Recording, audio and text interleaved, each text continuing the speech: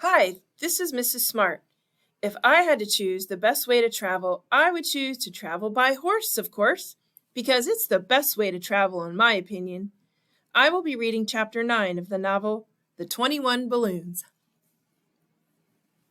This chapter is called Concerning the Giant Balloon Life Raft. The next morning, I ate breakfast with my fellow Krakatoans at Mr. C's Chinese restaurant. I will tell you quite frankly that I have no idea of what I ate any of the meals on C Day.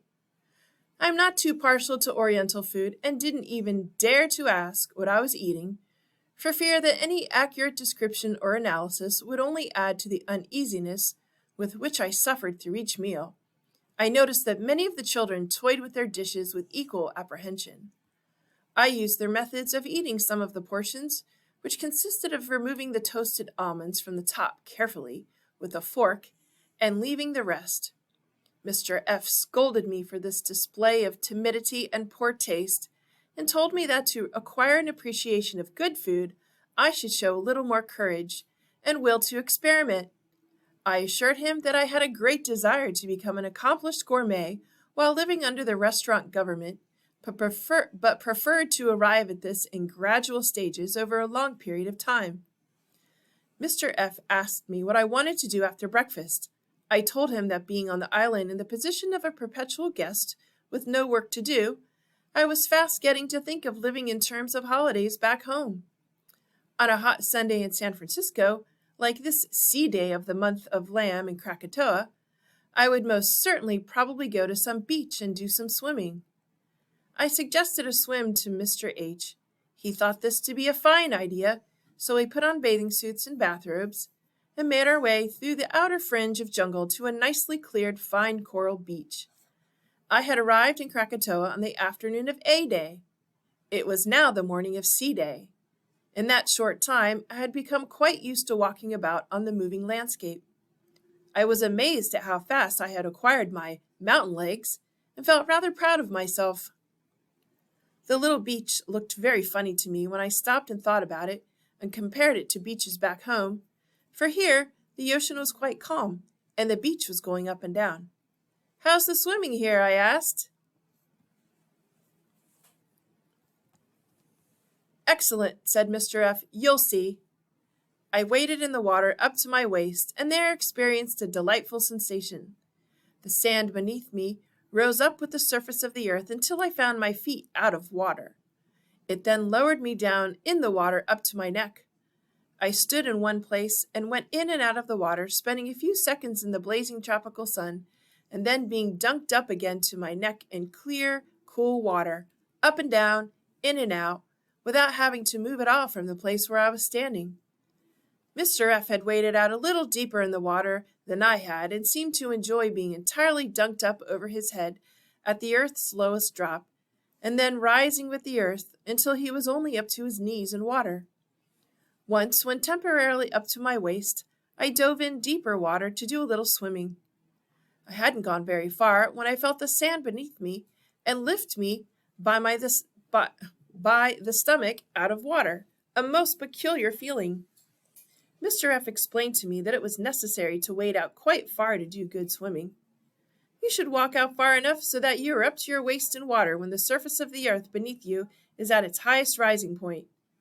I did this, half walking and half dog paddling, and when I was far enough out, enjoyed a good swim. Back on the beach, Mr. F. and I decided to take a sun bath. He told me that he had found it best to let the surface of the earth roll you around when it moved and not to try to lie in any one position. We did this and were nicely toasted on all sides by the hot sun. I was enjoying a most pleasant morning and decided right away to make this a daily habit. The night before, I had borrowed an atlas from Mr. F. and had looked up Krakatoa in it before going to sleep. I found that it was situated in the Sunda Strait between Sumatra and Java, and that it was about 25 miles from both of these two huge islands. Looking at the map and trying to trace the path of my voyage in the globe, I was amazed to see how much land I had missed on my trip. I must have flown between Mindanao at the southern end of the Philippines and the Celebes Islands over the Celebes Sea. I must have down over Borneo one whole night, narrowly missing mountains and being at times very close to the ground. I shuddered when I tried to imagine the rude awakening I would have if the globe had struck a mountain top in Borneo while I was peacefully asleep in my inflated mattress. The Pacific Ocean is the biggest body of water in the world. Krakatoa, which was only 18 square miles in size, was one of the smallest islands in the Pacific. I set out to land in Asia, the world's biggest continent, completely missed many enormous islands, traveled thousands of miles over water, and landed on this tiny piece of land.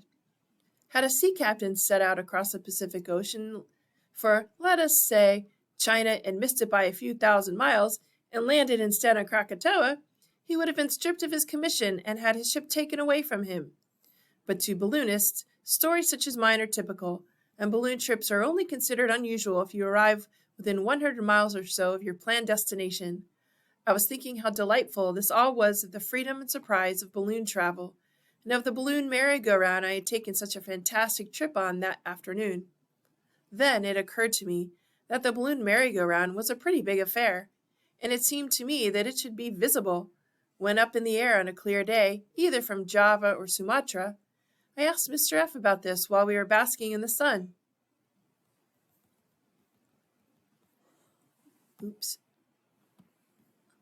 We don't worry much about that, he said. There are several reasons why.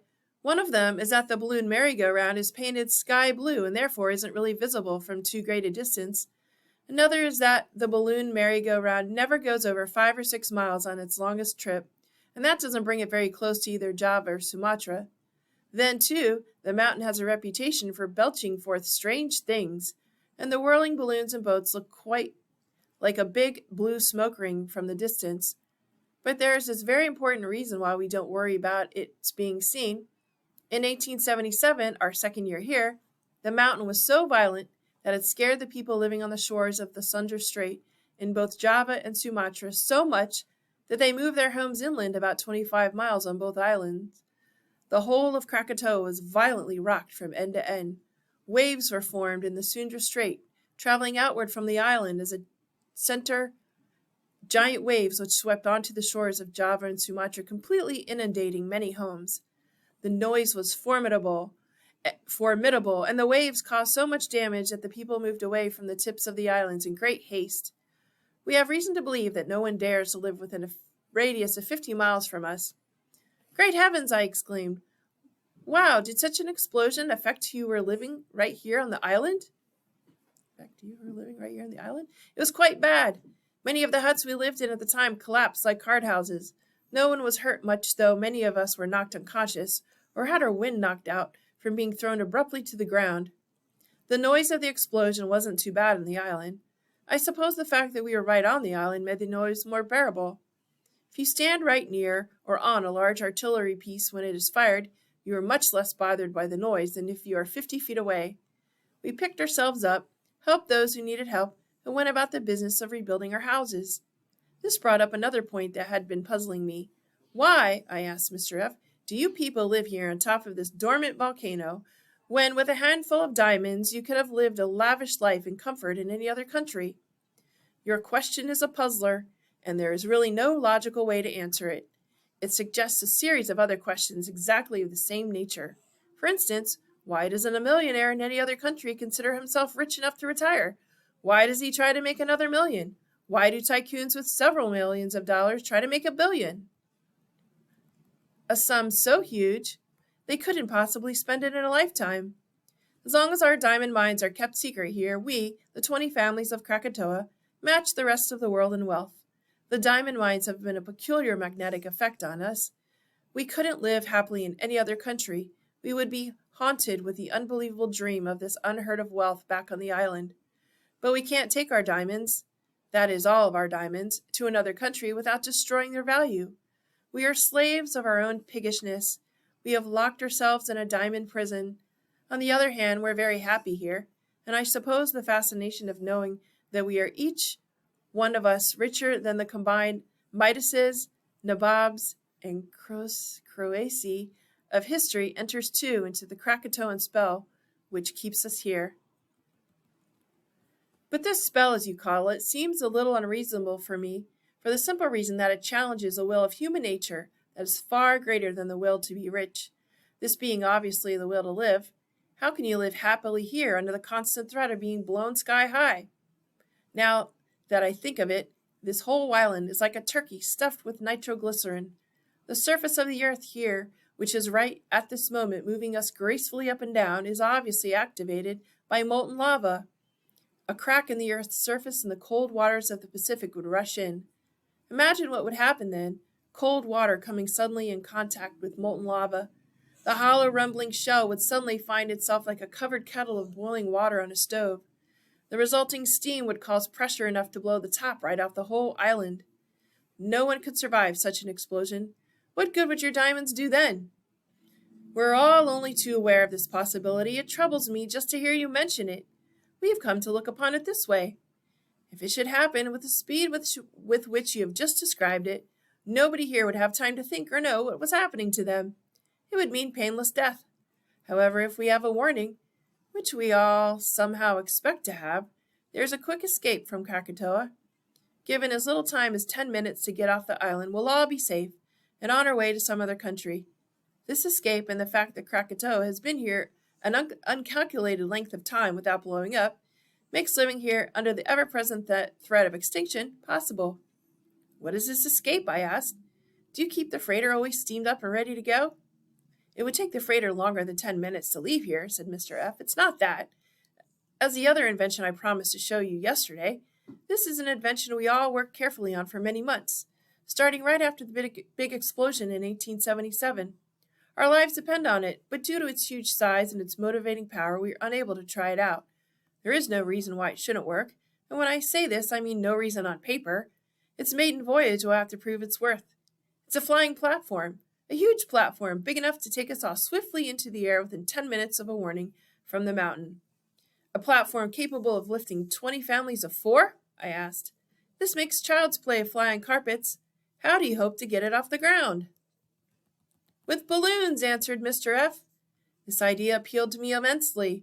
The idea of the lives of 80 people being trusted to such fickle and unpredictable traveling companions as balloons was quite frightening, but thoroughly enjoyable. You are all prepared to risk your lives in a balloon contraption. I like this very much. A little while back, I was starting to think of Krakatoans as being greedy, calculating, and traditionally dull billionaires. Now I find you are incurable romantics. Tell me, how can such a massive weight as that of 20 families be lifted off the ground? I beg your pardon, said Mr. F. We were not risking our lives on any foolhardy conveyance. The balloon platform must work. It's got to work. It can't help working. Look, I'll show you. I walked over to where Mr. F. was lying, sat down beside him, and watched him as he sketched the platform in the sand. He made a bird's eye view of it and drew the 20 balloons around its outside edge. It was rectangular in shape. He started writing numbers in the sand. I don't know how much the actual platform weighs by itself, he said. It is made of the lightest pine wood in the world, imported by us especially for this purpose from South America. It is made of light beams, and the floorboards are laid with spaces between them for greater lightness. The balustrade around the platform is of hollow wood. The woodwork couldn't possibly have been made lighter. Before I tell you about the balloons, I want to make it clear that I am going to give you the figures in round numbers with a margin of error all in favor of the success of the machine. Thus, the lifting power of the balloons will be calculated as a little less than it actually is, and the weight we are carrying will be computed as heavier than it would actually be. There's really no accurate way of planning balloon inventions. Too much depends on atmospheric conditions, the purity of the hydrogen used, the weather conditions. I will give you the roundest of figures. I understand, I said. The balloon platform is lifted by 10 large balloons of 32,400 cubic feet each, and 10 balloons, half as big as the larger ones, of 16,200 cubic feet. The larger balloons will fly higher than the smaller ones, which will be situated in the spaces between the largest ones, thus alternating around the platform, one large, one high, and one small, one low, etc. I see, I said.